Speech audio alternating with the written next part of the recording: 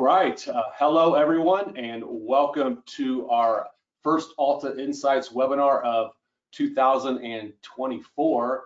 I'm Jeremy Yohe, ALTA's Vice President of Communications, and today we're going to take a look at some projections for the 2024 housing market, and they may be true for today, tomorrow, or who knows. So we know that the market will probably be heavily dependent on the path of inflation, the health of the economy, and while the Fed has indicated it's done with rate hikes for the time being, housing affordability and supply continue to have an impact on the housing market. So will this year be a repeat of 2023? Not sure, but our expert speaker will offer his take, his analysis on what title professionals can expect from the housing market over the next year. There we go. I do need to go through a few housekeeping items before getting started. Firstly, we need to thank SoftPro for sponsoring today's webinar. Before introducing today's speaker, I have a short commercial from SoftPro.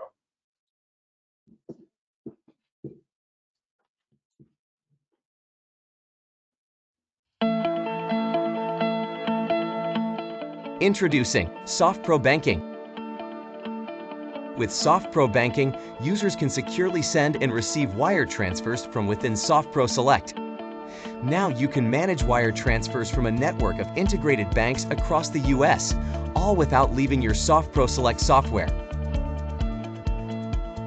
Users can seamlessly receipt incoming wires to the appropriate ledger, approve or reject outgoing wires, and view all wire details with the click of a button. SoftPro Banking's sophisticated security permissions allow for the designation of specific users as approvers for outgoing wires, ensuring that your wire transactions are in the right hands. Let us show you how SoftPro Banking can save you time and simplify your workflow. Learn more at www.softprocorp.com/banking. Okay, all right, thank you, SoftPro. New year, but definitely wire fraud is always an issue for us on protecting, your funds and our customers' funds. Let me make Mark the presenter, and then I can just toggle through a few other housekeeping items, and we'll get started. Just as a reminder, today's presentation is being recorded. You'll get an email with a link to the recording tomorrow, and you can always access all of our webinar recordings at alta.org/webinars. In the meantime, you can also download a PDF of today's presentation from the handout section in the Go to Webinar window pane. As a reminder, all attendees are muted. If you have a question, please submit them through the questions box, and we'll try to hold some time at the end for Q&A. And with that, let me introduce today's speaker. We are fortunate to have Mark Fleming with us today. Mark is Chief Economist for First American Financial. He leads an economics team responsible for analysis, commentary, and forecasting trends in the real estate and mortgage markets. And Mark has been a guest of ours on the webinars in the past and has spoken at our live events as well. So Mark, thank you for joining us, and I will turn the presentation over to you to dig into the data. Thank you, Jeremy. Appreciate it. Thank you, everyone, for taking the time to attend the seminar today. I know time is valuable, so thank you for spending it with me. Hopefully it will be a good one. As Jeremy alluded to, 2023 was pretty bad. In fact, when we combine mortgage applications data for purchases and refinances, we basically had the same amount of activity as 1995. So that was almost 30 years ago at this point. So number of reasons why. The Fed obviously was embarked on one of the most aggressive rate increasing regimes at a very fast pace and with a lot of increases over a very short period of time, and we're a very rate sensitive sector.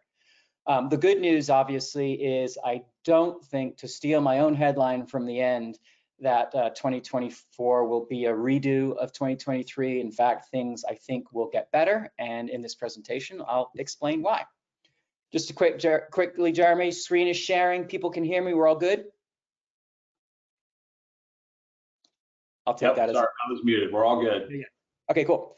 Okay, so let's start with the first thing. The preposition or the supposition of everything to come really is predicated on inflation and what the path of inflation will be in 2024. And we're taking the tact at the moment that patience is the best virtue for fighting inflation at this point, and we'll explain a little bit why.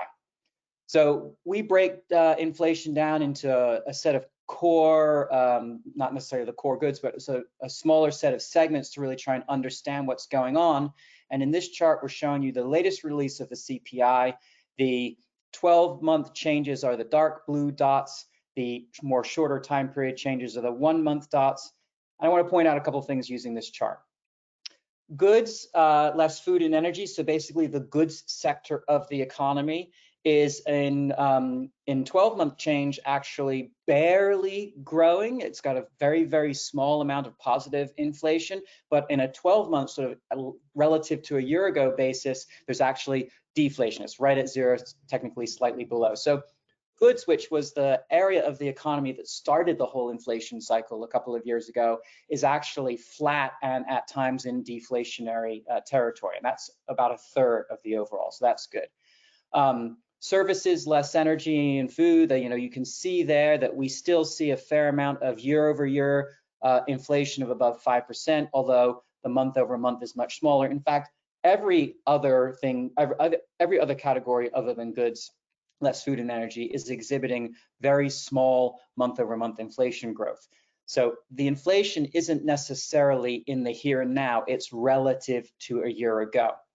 The headline rates that are in the 2 and 3 and 3.5 range in year-over-year inflation rates are actually even smaller in 6-month and 3-month trends. So the trend is even better if we look at shorter periods of time.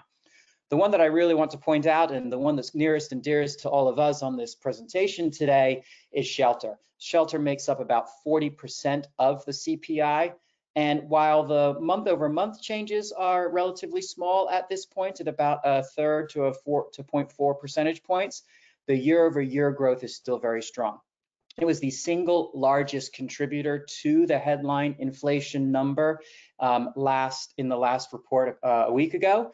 And it's basically the primary driving force, both in strength and, of course, in its outweighted share in the CPI of current inflation. Why are we not more worried about this? Well, the shelter component of CPI lags observed rents and house price changes by a solid year. And so in this chart, we're showing you the dark blue line, which is the shelter inflation. We've got the Case-Shiller house price index. That's basically a broadly used index of owned homes and the house price appreciation there. You can see that. And then the Zillow observed rent index, which is sort of capturing the rental market, which has been a strong force for shelter inflation over the past year. Now you can see how both the orange and green lines, they spiked during the pandemic to very high paces of year-over-year growth. But the CPI shelter moved very slowly. It ever so gradually began to pick up the influences of the two underlying markets, the rental and for owned market.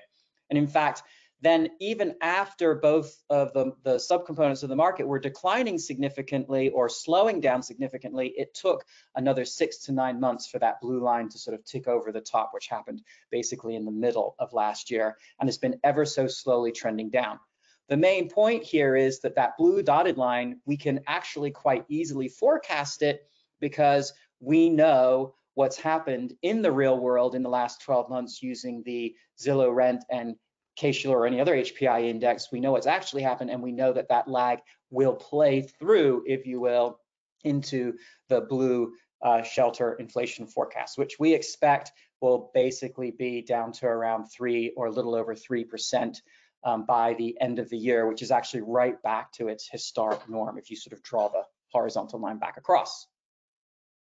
If we take that forecast for shelter inflation and we play it into the headline inflation, you can see that the green line or headline forecast also comes down over the next 12 months to somewhere just barely above 2%. The Fed is forecasting inflation will probably be a little bit more persistent than this.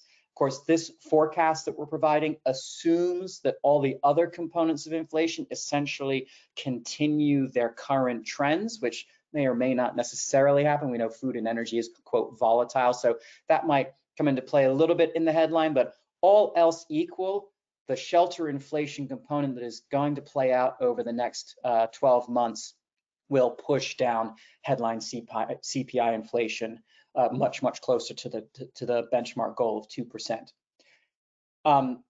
If we think that the Fed doesn't know this, that's not true, because it was the Fed and their researchers who developed the paper that shows the strong 12-month lag relationship between the CPI shelter component and observable rent and house price indices. So everyone, including the members of the Fed, are fully aware of this very, very good tailwind that we have at our backs in terms of controlling inflation. In fact, it's already essentially been done. We just need it to bake into the official statistics. So good news there, strong expectation of further declining inflation. If you look at the latest data from the Fed's, this is their December release of all the different things that they forecast. It's a little bit of a busy chart, but I want to focus in on a couple of key areas here in the yellow block. First of all, the federal funds rate in their December analysis, if you go to that 4.6 number, they are projecting their federal funds rate will be 4.6% at the end of this year. It's currently 5.4. That means basically 75 basis points of rate declines are what the Fed expects to do this year. The timing of when is a different story, but they expect roughly 325 basis points cuts, or maybe 150 and 125. It doesn't, we'll have to see how it plays out, but let's say for sake of argument, 325 basis point cuts will get them to that policy path 4.6%, and another full percentage points of cuts in 2025 to sort of a more long run 2026 average down into the twos. You can see how when they made those same projections in September, they were less bullish. At that point, they thought they were going to have to do one more rate increase. If you recall, at the end of last year, that was the big debate. Would they or wouldn't they do one more rate increase at the end of the year? They chose not to. And they've actually increased the amount of rate cuts. So all the news that came in over the fall was good enough for them to believe that, one, they were more likely done with rate tightening and could likely begin to ease more strongly this year than they thought in September. That is all very, very good news for us. If you also look at the unemployment rate, that's the third line down from the top. All of this happens with an unemployment rate modestly rising up to 4.1%. I'm sure there are people on this call that remember 5, 6, 7% unemployment rates of days of old. 4.1 is still a very low unemployment rate by any historical standard. It's just that over the last 8 to 10 years, we've gotten used to very, very tight labor markets. But we're only talking about a very modest increase in the unemployment rate. GDP, the very top line, slows in 2024 according to the Fed forecast, but does not go negative. All of this suggests we've got the immaculate result of a soft landing. I know that many of the forecasts have suggested no soft landing, but a recession. But they seem, it's like the old economics joke. Economists have forecasted 10 of the last recessions, and more recently, they've been forecasting a recession in the next 12 months for the last 4 years. I think I have, we'll talk about that one in a second. This is the betting markets. This is from the Chicago Mercantile Exchange. This is where people are basically putting forward contracts on where the target rate for the Fed funds rate will be. And if I just took the one for the end of 2024, you can see how the markets are suggesting a target rate that is significantly lower, the 3.75 to 4, or the 4 to 4.25, the two tallest bars at 37 and 29%. Collectively, pretty much, let's see, almost 90% of the market participants basically believe that the Fed funds rate will be no higher than 400 to 425. So the 29% bar and everything to the left, they believe there will be at least that many rate cuts. That's a lot more rate cuts than the Fed is suggesting. Basically, if the Fed does 3, the markets currently are betting on 6, and also are heavily betting, it's not shown in this chart, but heavily betting on the first one in March. Now, this is a little bit of a problem in the sense that the Fed itself obviously doesn't want the markets to over-respond and essentially monetary loosen themselves relative to the Fed's actual actions. And so Bullard, who is a relatively bearish Fed member, came out yesterday and actually said, look, this market perception of 6 rate cuts starting in March is highly aggressive compared to the Fed forecast that I was just showing you of 3. I'm going to sort of cut down the middle here and say it's probably going to be the 3. They may be a 4th, depending on that path of inflation, if it does even better than I expect. But 3 or 4 sounds more right, and probably not starting till maybe in the latter half of the year.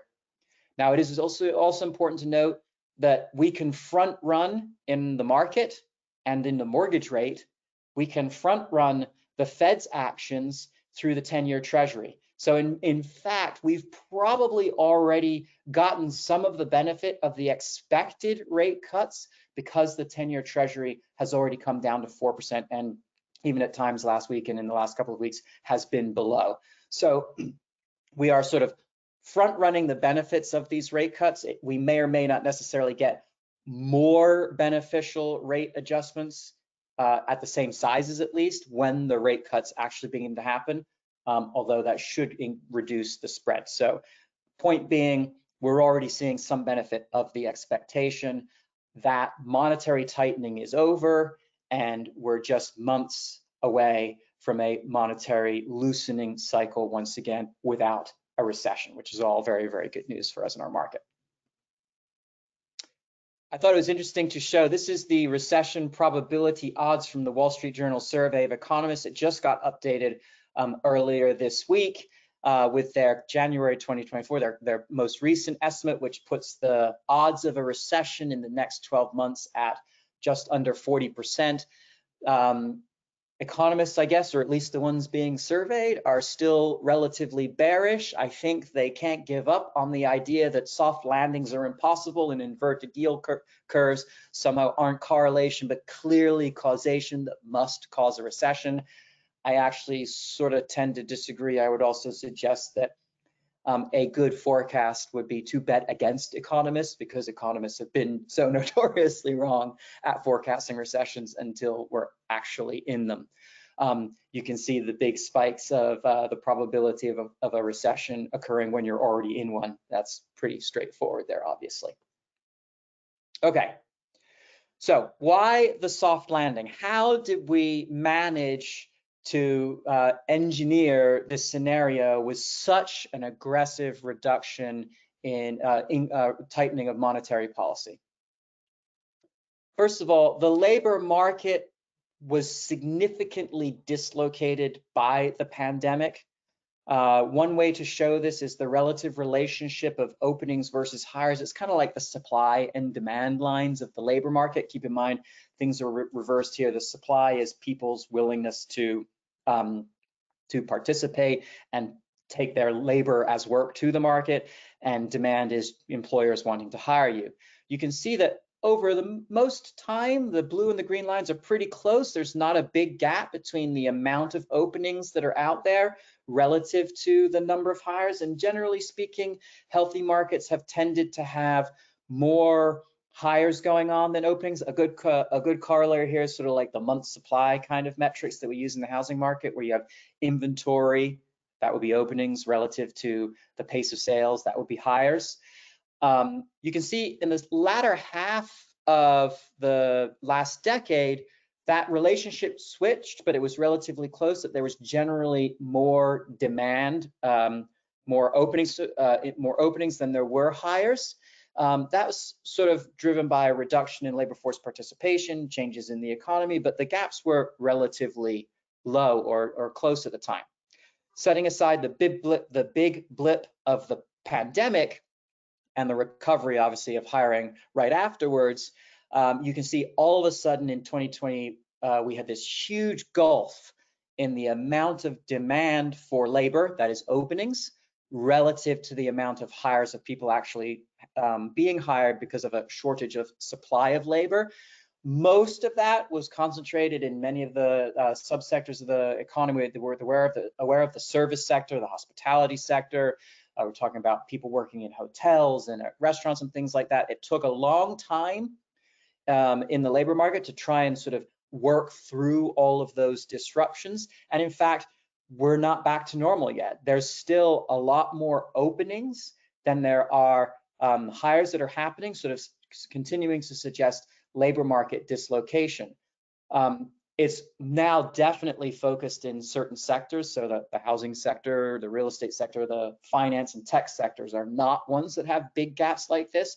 But overall, because the service sector writ large is so big in the US economy, there's still a big mismatch, a lot of demand for labor in the service sector that's not being met yet. And that, of course, has resulted in wage increases, which, if become an expectation, start to bake into that sort of vicious cycle of inflation, which is the big worry of sort of the cycle of wage appreciation driving prices higher, which drives inflation higher, which drives wage expectations higher, and that wage and inflation spiral begins to occur. So the Fed is happy to see it coming down, but they view this as more work to be done in the labor market. Even with the tightening, though, we still have a mismatch in the market, so it's remained strong and the unemployment rate has remained very low. Here we show that unemployment rate, and you can see how the blue line unemployment rate has basically been trending down for almost 15 years after the global financial crisis to a relatively low level of below 4%. Ignore the big spike, that was when we all got sent home, and the recovery that came after that, but we immediately came back down to sort of where we were before in the unemployment rate before the pandemic. And the participation rate, which was importantly impacted, and one of the causes for the lack of ability to hire more people coming out of the pandemic, the labor force participation rate has remained muted since the end of the pandemic and for the last couple of years, still not even back to historic norms, let's say, of somewhere around 63 or 64, 63.5%. We're not there yet. That started out as being things like having to, take care of elderly parents or children at home during the pandemic, people retiring early, lots of pandemically related reasons. Now it's shifting to more long-run fundamentals, that there has been a sort of trend down in labor force participation in this economy writ large for the last 10 to 15 years. And so we're struggling to find enough participation relative to demand for labor. Again, wages are increased when this happens. Here you see the wage growth. We use the ECI, or the Employment Cost Index, as our measure of total compensation for civilian workers in the private industry sector, as well as all. And you can see, just as all those labor market dislocations that I described in the last two charts were showing you, the result was significant wage appreciation. Now, here's where we can really see the difference between the service sector, still very short, and all others. The ECI for all is elevated but coming down. If I were to actually take services out and have ECI less services, that blue line would be much closer to the long run average of about a 2% or 2.5% wage growth rate. The green line in and of itself is still ticking along at close to 4, and it is a large part of overall. So what's keeping wages growing is not a broad wage upward set of wage pressures, but service sector in particular. Again, a good reason for continuing to have that soft landing. And last but not least, consumers have had a lot of money, and consumption is one of the primary drivers of the economy in the United States. Roughly is 2/3 to 70%. And we had big pandemic stimulus that was all put into the proverbial piggy bank, those big green line bumps with the accumulation of excess saving. Those were the stimulus checks being handed out.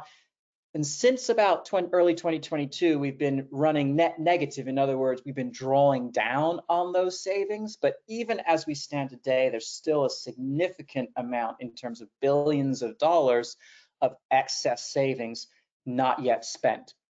Now, it's important to understand where in the income distribution that's happening. Most households have spent their excess savings. So what's left is now heavily concentrated in the upper income, particularly the 95th and above percent and the 1% of household income levels are now maintaining most of that excess savings. And it's unlikely that they will need to spend that down. So largely, we can say that the excess savings have been spent by those who would do it to help or to fund their consumption. And so if there is a question about what will happen this year, or if there is a risk to the economy, it really does hinge here on, other than the inflation path, it also hinges on the continued strength of the US consumer. Will they be able to maintain consumption now that they really generally don't have all the excess savings of the last couple of years? And we begin to see already some of the stress of not having that excess savings in a now more expensive world, right? The inflation has come down there, but there has not been deflation. Relative to a few years ago, things are more expensive. They're just not getting more expensive at such a fast rate anymore. And so we do see some distress in auto loans and credit card loans as a function of the loss of excess savings. Some small, to be clear, small impact also of the reintroduction of the student loans to people's households paying requirements, but not a very big impact on the overall health of the economy. All right, let's see. Okay, good. We're good on time. Let's talk about the housing market more specifically. We still have the challenge that you can't buy what's not for sale. I apologize to any of you who have been on presentations or been on this webinar with me or my colleague Odetta, or see me speak in person, because I feel like a broken record. We've been talking about this for a while. Our long run challenge has been lack of inventory. Our short run challenge was a significant lack of inventory. Our future challenge will be, you guessed it, a lack of inventory. This is the fundamental imbalance in the housing market that's going to be tough to get rid of. First of all, we'll talk a little bit about rates. And the reason we talk about rates is you'll see in a second with the rate lock-in effect. No surprise, rates are elevated. They peaked at about 8% in October of last year. We are down off the peak. The other thing I like to point out with this chart, it's not just the benchmark 10-year Treasury that matters. It's also the spread, that gap between the two lines. It's a little bit hard to see in this chart. It generally averages about 1.7%. So the 10-year Treasury is 4. Under historical average spreads, a 30-year fix would be 5.7%. Right now, the spread has been as high as 300. It's about 2 basis points. It's now only about 2.7%, but that means a 4% 10-year Treasury yields a 6.7% mortgage, not a less than 6% mortgage under the historical average. That's because there's uncertainty and duration risk needs to get paid for. We do expect, with more certainty around the rate paths and rate cutting this year, sort of a lack of that volatility this year compared to recent years, that the spread will come down. But because of slower prepayments on mortgage-backed securities and the rate lock-in effect of existing homeowners and existing mortgages, we don't expect that spread to come all the way to normal. We're roughly guessing with a 4% 10-year Treasury and about a 200 basis point spread that a good bet for the 30-year fixed rate mortgage by the end of this year would be right around 6%, maybe if we're lucky, ever so slightly below. So maybe another 75 to 85 basis points of rate reduction this year on the mortgage rate relative to where we are right now. It won't be an even ride. It'll go up, it'll go down, but currently our forecast is about a 6% mortgage rate at the end of this year. Why is this a supply issue? Well, you can see that 90% of all mortgage homes today have a rate below 6. So if our target is 6% by the end of the year, even with the good things that will happen this year, the majority of mortgage homes will still be technically out of the money.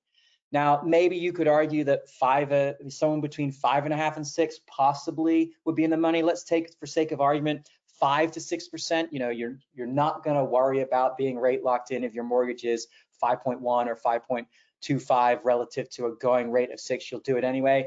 That's about 9% of the market. So we do expect the rate lock-in effect to ease a little bit. For sake of argument, remember when rates were 8? Well, when rates were 8, practically everybody would have a hard time giving up a 6 or a 5 or certainly a 4 or a 3 or less % mortgage. So that rates have come down. There will be a little bit of easing in the rate lock-in effect, but it's only a small share of individuals. Now, it's true that not everybody or most people don't necessarily act purely on financial aspects of things. So I would expect there are people who have rates at 3 or 4% who say, right, I'm going to lose my rate. I'm going to take the 6% mortgage rate because there are more rationally important reasons why I want to sell that house and move, or I'm being relocated for a job, or I've had a major life event. So all that said, and it's extremely difficult to forecast because we've never really experienced in the history, the last 30 years of history of the housing market, such a strong rate lock-in effect. We do think there will be some easing, but we're really not quite sure how much relative to, say, a 6% target rate. Good news, though, working in the right direction. If we thought it was tight, I want to show a little history here. This is getting to that long run problem of shortage of supply.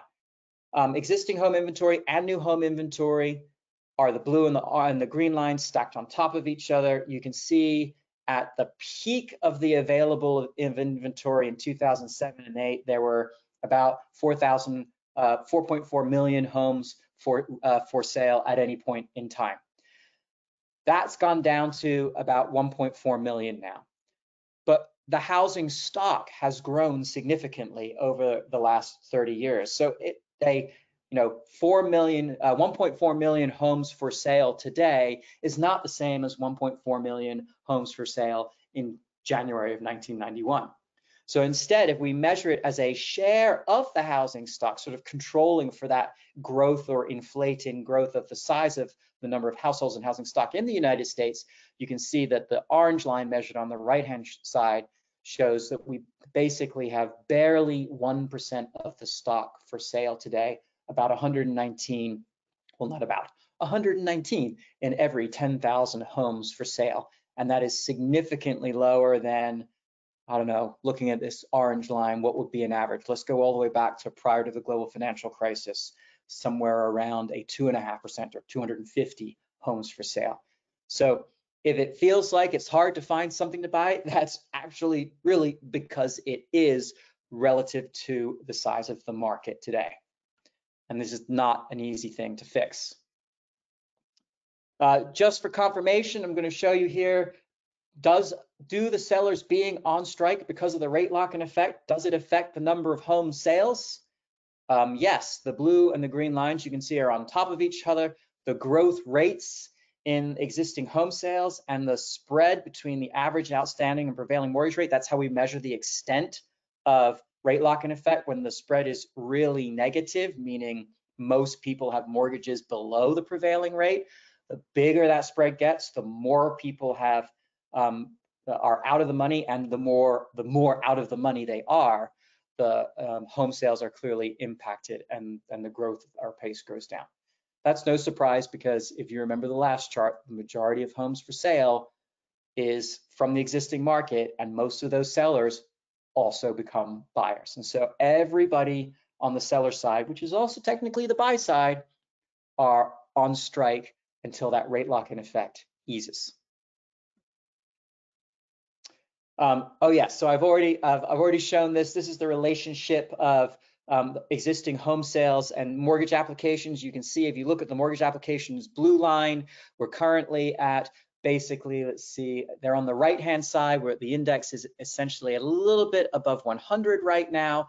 If you draw back all the way along that dash line from 100, you can see that it's all the way back to 1995 when we last had such a low level. And again, remember, the markets were smaller. There were fewer participants back then. So 1995 levels of applications is actually worse now than the 1995 level because the market has grown by so much, even more than in the pandemic. And I had to check these numbers, actually. I was surprised by that. So we went back and checked, and in the pandemic, the for sale side of purchase applications was similarly low to what it is today.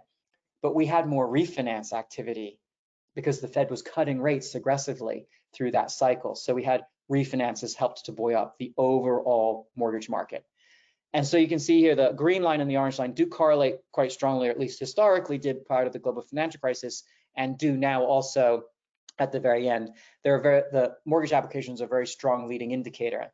This is why we expect existing home sales to get back above 4 early this year, and we're forecasting a 4.2% seasonally adjusted rate of home sales in the coming months. So the markets will get better in terms of the pace of sales activity, but from a very low level and only very modestly better. Affordability is also a constraint on the market. Affordability is driven by a couple of different things. One, of course, is the price that you have to pay based upon the mortgage and the house price, but affordability is also driven by the amount of undersupply. If you think about it, house prices are also affected by the amount of supply. Housing is essentially, writ large, a good that is in shortage relative to the number of households that would require shelter in the United States right now. And that, regardless of the mortgage rate, puts an underpinning on lack of the good, high demand for it, prices go up. So how short are we? This chart shows you relative to the vacancy rate. So we use the vacancy rate as a sort of a measure of a healthy market would have a little bit of vacancy at any point in time. And if you have more vacancy than the sort of overall historical average, then that means essentially there's excess supply of housing units. We had that through most of the first half of the decade, or the first decade of the 2000s. But since the global financial crisis, essentially the vacancy rates are tighter than the historical average. And so we're estimating somewhere around 1.5 to 2 million homes short right now, combined with the for sale and the rental inventory writ large for shelter. That fundamentally puts a floor under prices. And when there's not enough inventory in the housing stock, and obviously not enough inventory being actively put on the market for sale, then house price pressure continues. This scatter plot shows the relationship between house price appreciation and month supply, total month supply, including new and the existing market. And you can see as month supply basically increases somewhere above 5, so when you get to 6 and 7 and 8, you work your way backwards along the line. You can see house price appreciation actually turns into depreciation. So excess supply of inventory, prices come down. If the markets are tight with inventory levels of 5, 5.5 or lower, where we are today, you can see we're down at 4 and 3 and change month supply. You get monthly house price appreciation. So think 1% price growth on a monthly basis is actually a seasonally annualized rate of 12% annual house price appreciation. So the fact that we have so little inventory, the fact that we've built so few homes and we don't have enough in the stock means we're going to continue to have tight levels of supply in the market and continued upward pressure on prices regardless of rates. There was a correction. Let's talk about house prices. There was a correction in house prices during the latter half of 2022 and the first part of 2023. You can see those blue lines on a monthly basis. We did get house price declines. We also, according to our First American Data Analytics Index, got modest house price depreciation on a year-over-year basis. But the latter part of this year, or most of this year, has seen positive monthly growth, and that's of course playing into the annualized numbers of actually even higher than historical average house price appreciation last year, 6 to 7%, depending upon what index you're looking at. Again, a function of curtailed demand, okay, but even more curtailed supply relative to what little demand remained. This year, we do expect demand to come back because rates will come down, draw people off the sidelines, their monthly payments, given a house price that they could buy at, will increase, so it costs less per month to buy a home than it did last year. We've already talked about the fact that inventory will loosen a little bit. Those will still conspire, if you will, to generate still strong or lack of strong inventory, although better than before. This sort of puts it all together. Let's break this down. Nominal house prices is that sort of greenish olive green line. We expect that to grow by the end of this year to about just under 4% year-over-year growth. We'll assume the dark blue line, income growth about 3.7%.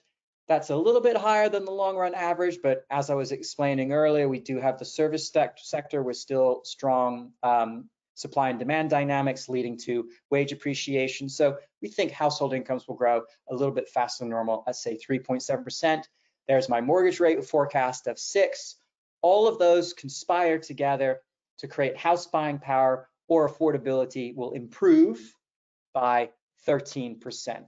Up 8% year over year, because house buying power relative to that nominal house price index growth of 4%.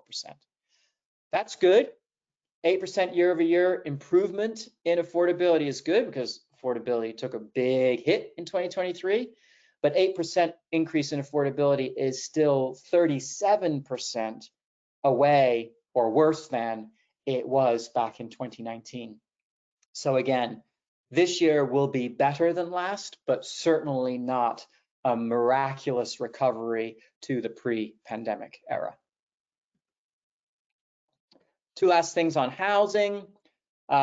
Just wanted to show we've built a housing recession indicator. So we've taken key metrics around the housing market, sort of following along the lines of how full-on economic recessions are determined. We've taken sort of the housing equivalencies of those things. We just wanted to show you, one, in the housing market, we've had a number of housing recessions. In fact, we've had more housing recessions than overall economic recessions. And most importantly, the global financial crisis was a double dip housing recession.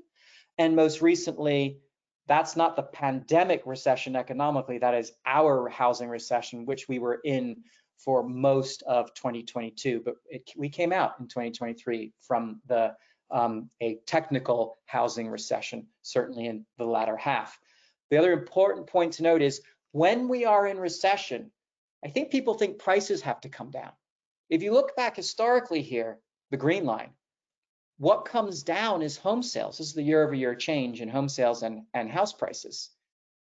You can see in recession, there are big downward corrections in the number of homes for sale, or the number of homes sold, sorry. But the blue line, other than the global financial crisis, rarely goes below zero. House price appreciation slows, but it does not go into full-on decline, except for the foreclosure-driven global financial crisis. This is an important point because sellers are also buyers. Sellers strike, they sit back, they wait it out. Why sell a home for less if you don't have to? That's a unique aspect of the housing market. It's important to note that prices do not usually come down when we are in recession. Sales do instead. Lastly, this is our breakdown of all the different components. The main reason I'm showing you this, and I'm sure this chart gives people probably a migraine headache, is that the two indicators among the 8 that we currently use, the only two that are on the wrong side of the line, basically moving in the wrong direction, is essentially the real house price index because of affordability and home sales, because at the end of this year, they were going down.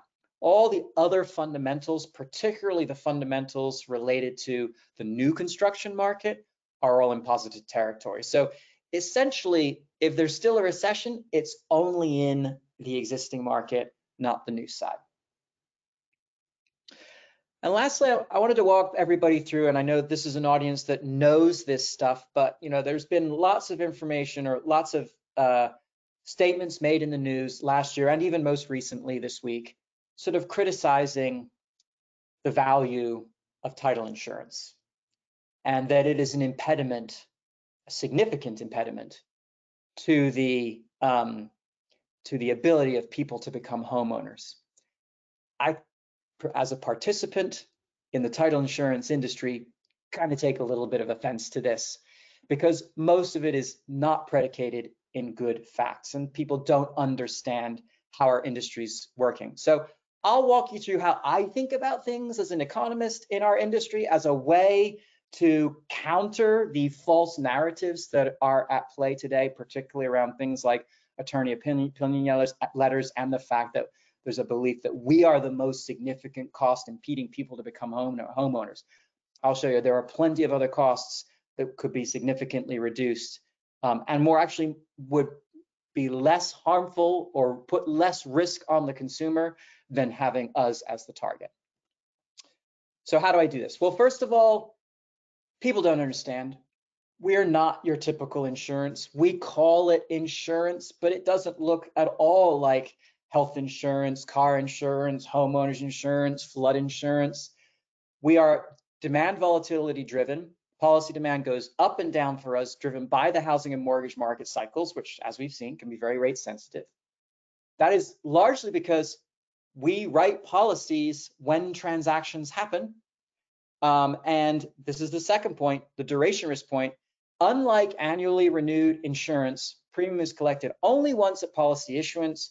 We don't get to be the car insurer to reevaluate your risk every year and ask you for your annual premium. We do it all up once. And so if there aren't many transactions, there aren't many policies. We, in addition, have to hold that risk. We don't know exactly how long we will be on the hook for that policy. If it's a lender policy, it's until you refinance, which most people aren't doing right now, so that slows down the prepayment speeds and increases our duration. Homeowners are staying put and they're not selling. 10-year length is up to 10 years. It's the highest it's ever been in our ability to measure it. Again, slowing down the time between sales and the duration of an owner's policy. So we, the insurers, are bearing that duration risk, and mortgage market volatility is what influences that.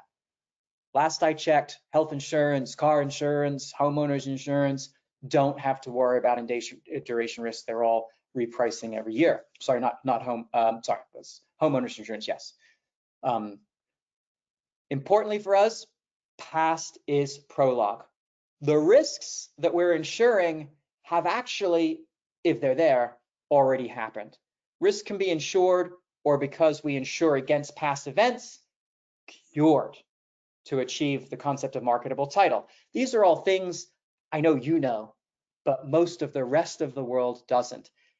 And most importantly, our losses are then a priori reduced, but we have additional curative costs. So when people say you take little loss, it's because we've spent a lot of money making sure it doesn't happen through our curative actions in the first place. That essentially shows up as operating expense. Fundamental reasons why we are different, and hopefully things we can explain to our at cocktail parties, or if we have the opportunity to explain these things to people who are thinking about contemplations of changes or policies or in our industry.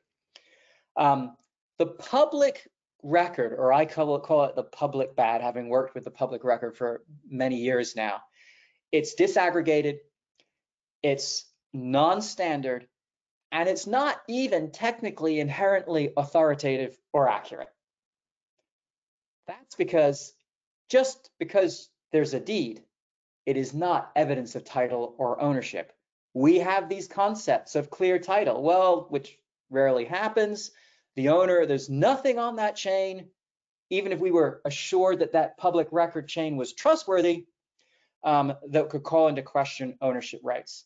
We actually operate in a world of marketable title, and we also have the option of insurable title. Marketable and insurable, there's an interesting match there because if the owner is willing to have, sort of doesn't find a lien objectionable, maybe they don't find it exceptional because it's been insured over by a title insurance policy. So marketable and insurable sort of go hand in hand with each other. And it's in that space that we do all of our curative work to mitigate future losses for the benefit of the consumer and make sure that they do indeed have legitimate ownership of the property. I think it's also interesting to point out, people think, oh, there's not really much activity. Well, I mean, there were, in the October to October timeframe last year, according to our data, there were almost 2 million court judgments and orders filed that could attach to the property. There were over 1 million financing statements, so people using their property as collateral against usually business loans. Tax liens, 600,000 state and federal tax liens. Mechanics liens are relatively small, but when you start to tack up all of these involuntary liens, so I'm not talking about mortgages and releases and things like that. You've got millions of documents being filed on properties in the course of the year that all encumber clear or even possible marketable title. So to say that it doesn't happen very often, now it actually doesn't happen very often because we do a lot of work most of the time, basically getting transactions or getting properties to a point of marketability through our curative work. Let's talk about that public good for a second. The public good, as defined as an economist, is, in our case, the real property records. Why is it a public good? Because it's what we call non-excludable. Anyone can freely use them. And non-rivalrous, meaning if I use them, that doesn't reduce the availability of them for you to use or the next person to use, the next person to use. So real property records are a public good in the sense that they're non-excludable and non-rivalrous. The problem is they are non-authoritative. Private property is traded by contract based on local and state laws, ultimately, as we know, adjudicated in court. So the cost of maintaining that real property record for the benefit of society, and when I'm saying what is that benefit, the benefit is clear property rights. We do all of the cost of maintaining, the curative work. That is essentially borne by us, the title industry. So we put the effort in to curating this public good for the benefit of everyone. Remember, anyone can freely use it and it's non-rivalrous. We put that benefit in for everyone to make sure that property rights are clearly shown and indicated. Now, we'll be talking later this year in the coming months about the value of property rights. Essentially, there's lots of good arguments and lots of good economic data that suggests that, democracy and economic success and capitalism are fundamentally predicated on clear property rights. So what's at stake here is essentially our way of doing things. I know I'm being a little bit dramatic here, but you get the point. There's a problem with a public good though, and that is free riders. Public records can be used without maintaining them, benefiting from the curated work of others, of some organizations, without incurring any costs and without risk of being included. Does this sound familiar? Does someone issuing an AOL, do they cure the public record or do they just free ride? Now the risk is, I know the NPR example is coming up here. If enough people don't free ride, you still get NPR. But what if, as the number of free riders were to increase, it would create more cost on those doing the curation of the public record to the point that they lose the incentive themselves, and then that public good no longer gets produced. What does that mean? The public records will still be there, but their ability to indicate the clear property rights will not, and that puts our economic well-being and arguably even democracy at risk. Oh, I already said these things. So what are those values? Well, we're talking about $300 trillion in 2020 of residential real estate. So in the US market, over $50 trillion at the end of last year, the dream of American home ownership. These are all important components. Even 16% of US GDP is essentially associated with US real estate, either the buying and selling and transacting of it or the shelter that you get from it. So we are a very big component of the economy, but it really only works if we have clear property rights, which have to be curated from the public good of real property records. Last point before we go to a couple of questions is, lest you think it costs a lot to achieve that for the consumer, this is the total present value of all the charges that a buyer has to pay, either at closing as lump sum or over the life of ownership. We're assuming 7 years. So you might pay a little bit per month in terms of a guarantee fee for the credit risk on your mortgage. But when we add it up over the course of 7 years, it becomes that GSE 2.42%. Your taxes, this is your local government property taxes over the 7 years, essentially cost you 10%. The mortgage-backed investor paying, basically giving the capital to the market, they get the big chunk at 9%. You have to get all the way back to the right in blue for the insurance premium. We take it up front as a lump sum. It represents 0.5% of the life of loan charges to the recipient. The settlement fees, another 0.28%. Collectively, title and settlement is less than 1% of the total ownership cost and fees of the life of over the life of a 7-year loan. We are not the big piece of the puzzle. The fact that we take that charge all up front makes us look better. But if you wanted to drive affordability and cost of ownership benefits, there are plenty of other places to look, not us. That insurance premium on a monthly basis over 7 years is about the same as an Amazon Prime membership, according to basically this is our calculations over Fannie Mae's analysis of a bunch of closing cost data from the last couple of years. We also have a blog post up on the First American website under the value of title insurance section, where I actually write and explain that chart in more detail. This is how you can find us. Here are all of our Twitter handles. And also we have our economy podcast. And Jeremy, with that, I will hand it back to you. Wow, fantastic, Mark. Great insight on the housing market, and I really appreciate you taking some time to discuss the benefits of title. I know everyone on the call, we know why title insurance exists, why lenders, why home buyers need to buy it, but also, importantly, the curative work that the industry provides to clean the public records. Interesting. I never heard the term free riders though, so definitely understand that. Educate everybody else but ourselves on. Yeah, but we thought it was important for everyone to hear this information. We know you know it, but to hear it again and then think about that when you're reaching out to your customers and remind them of the important value of your work, the importance of title insurance, and the importance of your curative efforts to keep the integrity of the public records going forward. I know we're at the top of the hour. We do have a few questions from the audience. If we don't get to them, Mark has many ways to reach out and get a hold of him. Or you can also email me and I can reach out to Mark and hopefully we can get your questions answered. Sorry, I over-talked and under-listened. I apologize, everybody. Absolutely not. There's a lot of good information here, and people are saying, yes, definitely great presentation, Mark. Quick question on your labor stats from Alex. Are part-time openings measured as one? Are all labor openings measured as one? Does it include part-time jobs?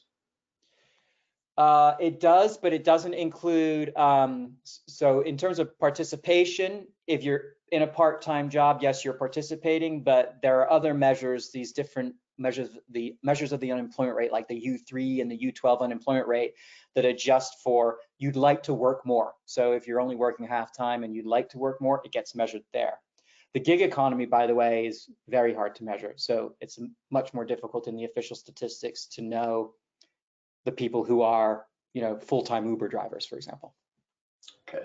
The past couple of weeks, we've seen upticks in mortgage purchase and refi activity for that matter. Do you have any concerns on the recent fluctuations on the 10-year note? Also, Clyde also asked, then any thoughts on the refinance activity? The 10-year note goes up, goes down, goes up again. They wake up in the morning and they go to the exchange and they have a bad day. The next day they have a good day. I tend not to focus too much on the day-to-day gyrations of the stock market at all, let alone 10-year treasuries. There are certain events that are important. When the Fed talks, when the Fed changes rates, those ones. But broadly, no, I'm not too worried about short-term fluctuations in the 10-year because they go up, they go down. It doesn't really change the fundamentals underneath. Okay. And then I had one final question, a little bit, if you could provide a little bit more color on your blog post that you mentioned, where you discussed the flawed analysis from Fannie Mae that described title insurance as a barrier to home ownership and the closing fee that costs proportionally more, allegedly by Fannie Mae, for low and moderate income borrowers. Could you talk about a little bit more about that? I know your chart addressed that, but maybe just share a little bit more about your analysis. Yeah, so the researchers at Fannie Mae actually published 2 papers. They used their own disclosure data and closing data. And in the first paper, the one that was actually used by policymakers to make the argument that title insurance costs were regressive, meaning they became proportionally more for lower income borrowers, didn't account for 2 important things. One was they mixed the title insurance premium and the settlement service costs into one. And the point there is the insurance premium is a function of price. So it cannot be regressive. It goes up and down as a function of price. But the settlement costs are fixed. And so if the loan amount or the purchase price is smaller, proportionally, some of these costs in settlement are proportionally more. There are lots of other fixed costs that are regressive. An appraisal is regressive because a $300 to $500 appraisal on a $10 million home, or a $1 million home, better example, isn't as big of a deal. So they first missed the problem that you're mixing fixed and variable costs. And then the other big one was also the fact that lower income borrowers buy likely less expensive homes and smaller mortgages. So you have to control for those facts. Now, the good news is those researchers actually know them, talked to them a little bit. They rewrote the second paper and they addressed those facts clearly. And they found and actually said that after you account for that, there is no meaningful economic difference. Not me. Those Fannie Mae researchers said there's no meaningful economic difference in closing costs for low income and minority home buyers than any other group. They just fixed the analysis and showed that it wasn't a problem. So it's not even Fannie Mae's research any more than shows it. The problem is the narrative has not caught up and the perception has not caught up with the reality of good research. Yeah, unfortunately, they got that first one out there that, people caught on to. If you don't like the answer, you stick with what you had before, right? Yeah, oops. Yeah. Well, your analysis, your knowledge of the industry and the ability, to break down the data and share that, is definitely going to be so valuable and helpful, this year and down the road as we continue to explain to people the benefits of title insurance, the cost of title insurance, and the claims, how we work to minimize claims before they happen. So all this definitely important going forward. As a reminder, if you missed parts of today's webinar or think others in your office would benefit from listening, you'll get a recording and a PDF of the presentation tomorrow in an email. And again, you can always access our webinar archive at alta.org/webinars. I do need to thank SoftPro once again for sponsoring today's webinar. And also, as a reminder, if you want to get up to speed, if you're an ALTA member, watch for ALTA CEO Diane Tom in her weekly update on Fridays. And that's a good summary of all of our efforts, what we're doing to provide education about the benefits of title insurance and the risks alternatives introduced into the market. With that, Mark, thank you again for spending a little bit over an hour with us. Hopefully you didn't have a commitment at 2 o'clock. I'm good. Thank you. I appreciate everyone's time. All right, thank you. Take care, everyone.